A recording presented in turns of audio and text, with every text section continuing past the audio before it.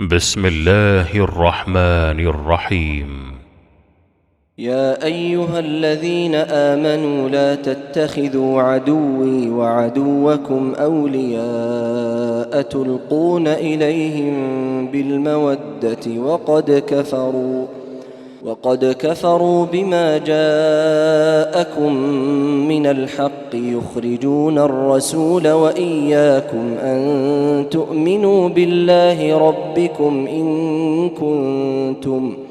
إن كنتم خرجتم جهادا في سبيلي وابتغاء مرضاتي تسرون إليهم بالمودة وأنا أعلم بما أخفيتم وما أعلنتم ومن يفعله منكم فقد ضل سواء السبيل. إن يثقفوكم يكونوا لكم أعداء ويبسطوا إليكم أيديهم وألسنتهم بالسوء وودوا لو تكفرون. لن تنفعكم أرحامكم ولا أولادكم يوم القيامة يفصل بينكم والله بما تعملون بصير. قد كانت لكم أسوة حسنة في إبراهيم والذين معه إذ قالوا لقومهم إنا براء منكم ومما تعبدون من دون الله كفرنا بكم وبدا بيننا وبينكم العداوة والبغضاء أبدا حتى تؤمنوا بالله وحده إلا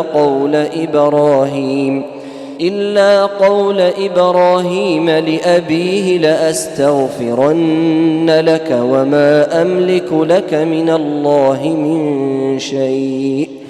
ربنا عليك توكلنا وإليك أنبنا وإليك المصير. ربنا لا تجعلنا فتنة للذين كفروا واغفر لنا ربنا إنك أنت العزيز الحكيم. لقد كان لكم فيهم أسوة حسنة لمن كان يرجو الله واليوم الآخر ومن يتول فإن الله هو الغني الحميد. عسى الله أن يجعل بينكم وبين الذين عاديتم منهم مودة والله قدير والله غفور رحيم. لا ينهاكم الله عن الذين لم يقاتلوكم في الدين ولم يخرجوكم من دياركم أن تبروهم وتقسطوا إليهم إن الله يحب المقسطين. إنما ينهاكم الله عن الذين قاتلوكم في الدين وأخرجوكم من دياركم وظاهروا على إخراجكم أن تولوهم ومن يتولهم فأولئك هم الظالمون. يا أيها الذين آمنوا إذا جاءكم المؤمنات مهاجرات فامتحنوهن الله أعلم بإيمانهن فإن علمتموهن مؤمنات فلا ترجعوهن إلى الكفار لا هن حل لهم ولا هم يحلون لهن وآتوهم ما أنفقوا ولا جناح عليكم أن تنكحوهن إذا آتيتموهن أجورهن ولا تمسكوا بعصم الكوافر واسألوا ما أنفقتم وليسألوا ما أنفقوا ذلكم حكم الله يحكم بينكم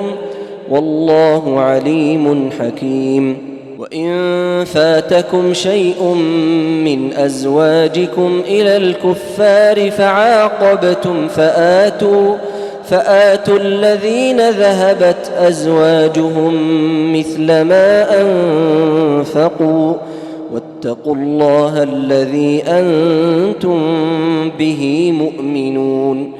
يا أيها النبي إذا جاءك المؤمنات يبايعنك على ألا يشركن بالله شيئا ولا يسرقن ولا يزنين ولا يقتلن أولادهن ولا يأتين ببهتان يفترينه بين أيديهن وأرجلهن ولا يعصينك في معروف فبايعهن واستغفر لهن الله إن الله غفور رحيم. يا أيها الذين آمنوا لا تتولوا قوما غضب الله عليهم قد يئسوا من الآخرة كما يئس الكفار من أصحاب القبور.